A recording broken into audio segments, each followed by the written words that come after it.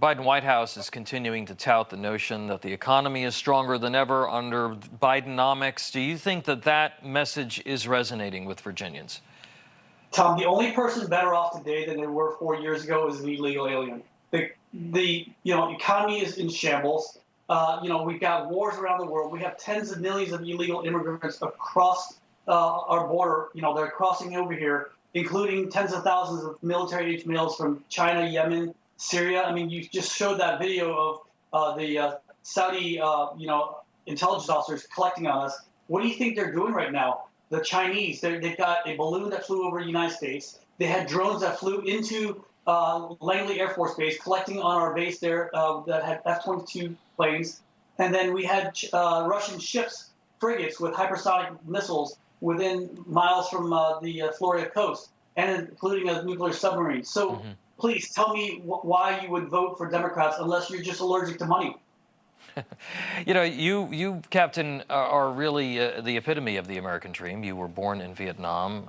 You escaped Vietnam to the United States. You're an example of how legal immigration is a benefit to the country. But the Biden open borders policy has, as you just pointed out, really made a mockery of the system and endangered our national security.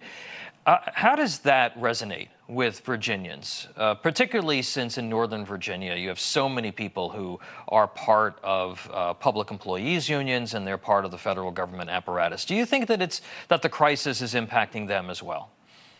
Oh, absolutely. Look, without a border, every state is a border state and every city is a sanctuary city. And, this is a matter of life and death here. It was a matter of life and death for Rachel Marin, and it's a matter of life and death for Laken Riley.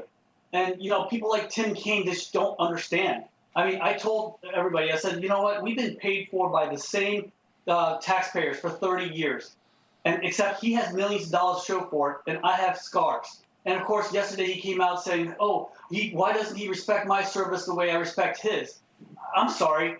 Are you comparing your cushy office in an air-conditioned space where the biggest fear you have is a paper cut to me going to Iraq, Afghanistan, Somalia, and getting shot at and blown up? I mean, I hope you didn't get hazardous duty pay for that, Tim. As you mentioned, you are a decorated Navy veteran. You spent decades in special operations. You retired as a captain. So your experience in foreign policy is something that I want to talk about here for a moment. We did see a summit this week between North Korean dictator Kim Jong-un and Russian President Vladimir Putin, and they signed a joint security pact. Here's how the White House responded to that meeting.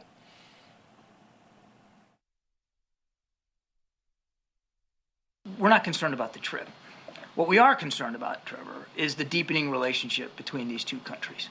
Not just because of the impacts it's going to have on the Ukrainian people, because we know North Korean ballistic missiles are still being used to hit Ukrainian targets, but because there could be some reciprocity here that could affect security on the Korean Peninsula.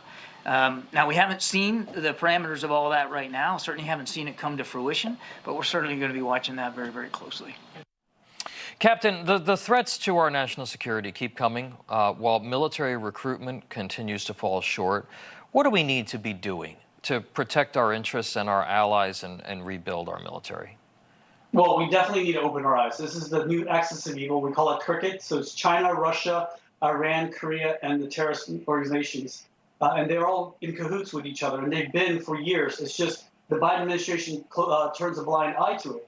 Iran has been emboldened through, because they were threatened through the Abraham Accords that President Trump set out there, and now they're emboldened because Joe Biden allowed them to have millions of dollars through the, lifting the oil embargoes, and they're doing everything they can to thwart this. What we need in the Persian Gulf right now is a Gulf Response Force, very similar to the NATO Response Force, where it's a rotational, group of countries that are like-minded that want prosperity. And they just rotate around the headquarters unit, the air component commander, the maritime component commander, and the Air Force's component commander. They would rotate around every year and let them police the Middle East and let them police Iran. But we need a stronger military, and we've got to stop demonizing our alpha males and alpha females. These are the people that we want in our military that will rip out their own guts and eat it, and ask for seconds. Not these guys cross-dressing and going on Twitter with lipstick. I mean, it's just ridiculous.